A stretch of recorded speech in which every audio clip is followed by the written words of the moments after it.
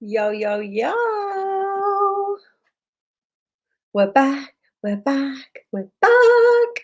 Well, I say we, it's really just me. It's life lessons with just Donna today. So if you're here, let me know. Drop me a little comment to say hello. It's Tuesday. It's really rainy and miserable outside.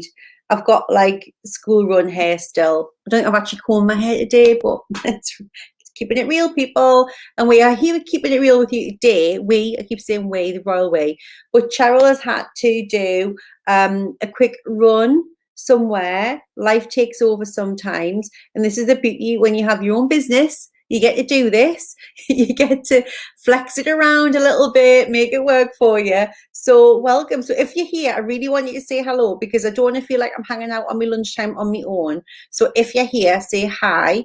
I've got a couple of bits to share with you today. I'm very excited because as you will have probably seen, if you're on our email lists, if you in our email community, if you're in the soul system community, or if you've been following any of our posts this morning and yesterday, you will have seen that we launched our self-doubt all out free training. So it's a whole week with us in 2 weeks time where we are going to be talking to you, showing you, guiding you, giving you real practical, honest to God, easy to follow steps to show you how to ditch the bitch, that voice in your head that's constantly harking on at you, eating away, chipping away at your confidence, telling you should be more qualified, that her that you see on Instagram's got better boobs than you, so get yourself off Instagram, that, him over there's got way more, experience than you have, so you shouldn't be doing what you're doing, and somebody's already doing it, so why are you bothering anyway?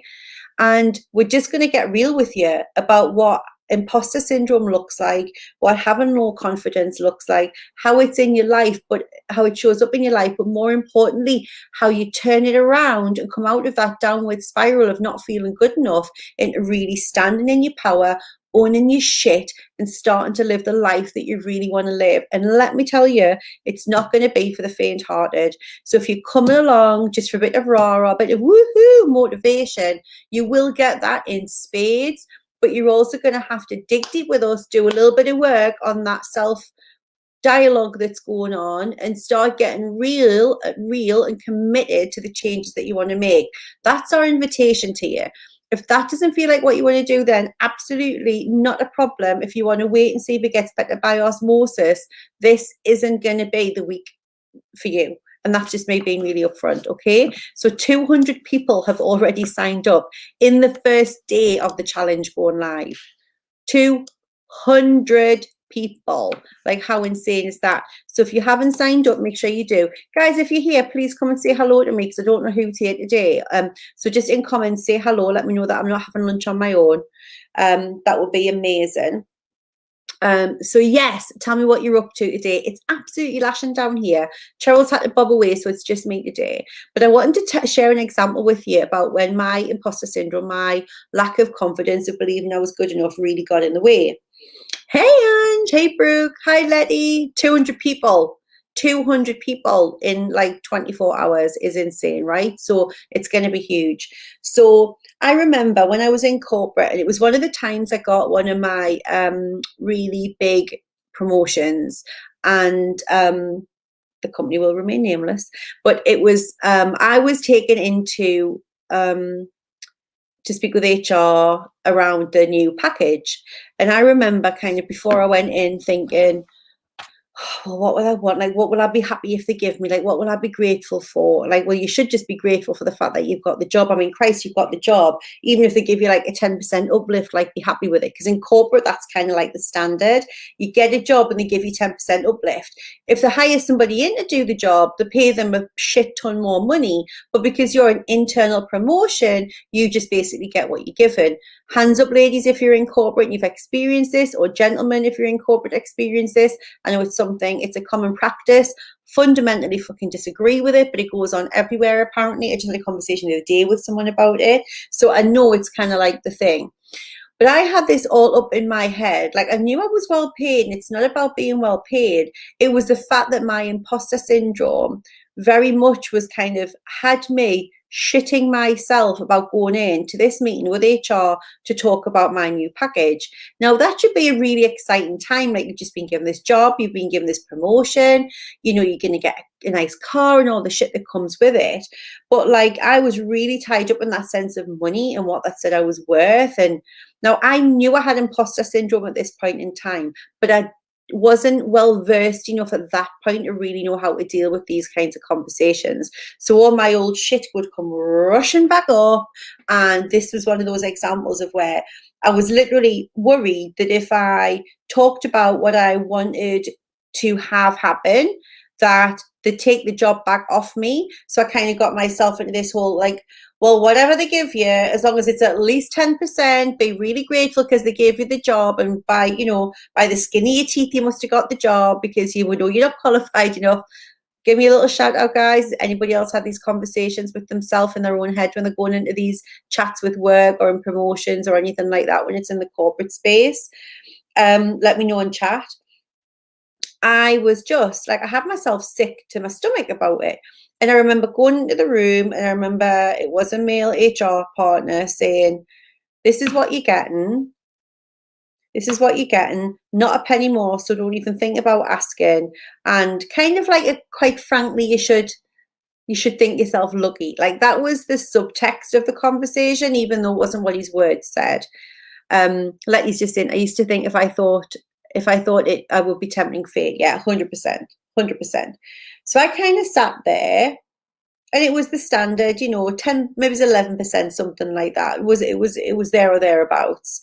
And I just remember thinking there was this voice in me that said, you deserve more. Like, you are worth more than this. Like, you know that the person before you was paid a shit ton more than this. If he came in externally, he'd be paid a shit ton more of this. But the imposter was like, you've got the job, take the money and run. And I don't really do regrets, but on that day, the imposter won. I left the meeting and I did think to myself, I'm going to show you, and God help you when it comes to peer review time and ratings time, because you're not going to be able to sustain only paying me this money. Because if you do, I am going to take my fabulous ass elsewhere. Yeah. But I couldn't say it when I was in the room. I was just so crippled with this internal wrangle of all the bullshit that was going on in my own head. I didn't really know how to express myself with confidence and stand in my power in that room and say to them, do you know what? Now, after that, it was at that point, I was like, I'm never going to be in a room like that again with my pants down, just feeling grateful. Like, you should be grateful to have me, not the other way around. It should be mutual. And it's like one of those turning moments in your life. And after that, I always commanded a lot more money than I did from that point on. Like, that for me was I'm never going to make this mistake again. And it wasn't that I sold out or anything like that. It was just, I was more in tune. What he was saying was a reflection of what my imposter was saying. So that was easy to believe. But I just walked away thinking, never again. Yeah. So I would love to know from you, have you ever been, and you don't have to like share details or anything. I just kind of want to know, is that something that you've experienced, emotions you've experienced, people reflecting back to you, kind of what you're worried about? Because we all know that we manifest and present in our lives exactly the thoughts that are going on in our head. Had I walked in there with the attitude of, buddy, I ain't leaving this room unless it's 20%, like, you can stick your fucking job, good luck finding someone, because I've been doing it for a year and you haven't found anyone. Like, had I gone in with much more of a demanding nature, I dare say I would have walked away with the 20%. But it was just, you know, the insania that was going on in my head at the time. And I know from speaking to women every single day that I'm not the only one. And we can really get in our victim energy about feeling undervalued, like they're getting a good deal, like we're selling our soul, we're working all these hours, we do emails on the weekend, we miss out on seeing the kids playing football, whatever it is, so that we can be there for our business. And at the end of the day, that often comes from the fact that we don't feel like we're demanding, claiming, asking for, requiring the salary or the level of payback and compensation for what we bring to the table. But actually, hand on heart, over the years, when I did that, I got what I expected. And when I expected a lot more, I got a lot more. Okay. So where are you tuning into your imposter and then handing your power over and then getting frustrated about the result when actually what happened was often started within your thoughts, your doubt process, and all that kind of thing. Yeah, I would love to know if you've got any specific examples of this.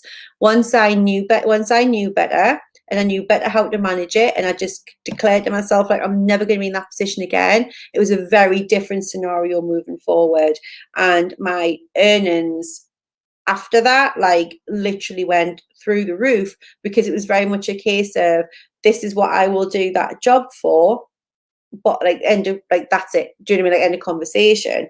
And that wasn't in a cocky way or an arrogant way. I just knew that I had no attachment. Like, if you don't want to give us the job, that's what I ask. If you don't want to give me the job, that's fine. But like, that's how much it'll cost if you want me in there to do the job. Does that help? Like, I don't know. But when we do self-doubt all out, this is the thing. All of the strategies that I use to get to that space where I'm really okay with asking for what I ask, it's the same as a coach now in our business. Like, this is how much our services cost. And if that's not how much you want to invest, that's fine. There'll be somebody else that'll invest, you know, at a level that you're ready to invest at. Like, it's okay. But it's about having the confidence and like being good enough in your own skin to be able to stand in your power when you have those conversations and not literally be riddled with self-doubt all of the time. You know me, the self-doubt comes up, but I know how to deal with that and shut her up and get her back in a cage quickly. And that's what we're going to be showing you. Self-doubt it all out. We've never done 5 days of free imposter syndrome training before, ever. We've done confidence training, we've done a bit of inner critic, we've done a bit of money mindset.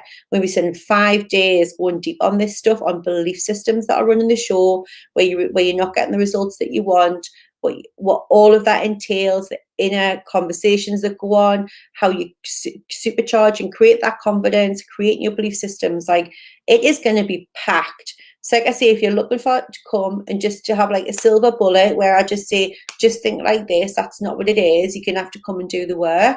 But we are so excited to do it with you. We start on the 17th of May. But next week, the Facebook group will open. And we'll be doing some stuff in there, some cheeky little stuff beforehand, so don't miss out. And if you have already registered, make sure you keep checking on your emails, because every couple of days I'm going to be sending you something to warm you up for this process, for this experience, this event, so that your head is in the game when we start on day one. You're not playing catch up, okay? We've got some really exciting stuff coming for you. We've also this time got some amazing prizes. We've got breakthrough calls with me and Cheryl. We're giving away almost £1,000 program or digital course, the Bounce Back Ability program online, and some cash giveaways too. But I'm going to be sharing more about that with you over the next couple of days. But if you're not registered, and if you do register, make sure you register as a VIP. If you've registered, check your emails. It tells you how to register with Bella the bot. She's back and she'll tell you everything you need to know. So any questions, anything you guys want to ask me today? Has any of this resonated, guys? Let me just say. So yeah, I used to think it'd be tempting fate. I was like exactly the same. Like, I used to think, oh God, like if I say it out loud, it's going to happen. But it's like just really just deciding in your head like what you want to happen with these scenarios, and knowing that your imposter is not always working in your best interest, just trying to keep you safe. And sometimes keeping you safe, she thinks, well, just keep the job. Sometimes it's not about having the job, it's about being paid what you know that you're worth. So any other comments, guys? And if not, I'm going to let you go and have your lunch. I'm going to go and have my lunch. And Cheryl and I are live, and Letty, the gorgeous Letty, is going to be with us on Thursday. Thursday, we are with you at, let me just double check the time, guys, while you're here, and then you can put it in your diary. So Thursday, we are coming to you live at 1 o'clock again with Letty. And you want to hear Letty's story. Like, Letty and I have known each other for a while, but it was actually only literally 12 months ago that Letty realized that imposter syndrome was the thing that she'd been thinking and feeling. This is why we've got to keep talking about it, guys. We've got to keep sharing the link. Even if you don't want to come to this amazing free training that we're doing, I'm asking you all, please, please, please, this link, share it forward, share it on your Facebook page, share it on your Instagram, share it on your LinkedIn. We want to teach and show and demonstrate to as many women as we can get to. We haven't got this planned in again, and we haven't done a challenge like this since last June. It takes such a lot of work for us to run, but we want to do this. So send it, share it, tag me so I can cheerlead you. Let's see how many amazing women we can bring to this table, bring to this challenge, and show them how to set themselves free from these bloody chains of thinking that they're not good enough, so they can go and be, do, and have everything that they really want in their life. Everything. Okay? Right. I am going to go for now. I love you all. Have an amazing week, and we will see you on Tuesday. And come and join us. Make sure you're in the soul system as well in the meantime. See you then, guys. Have fun. Bye.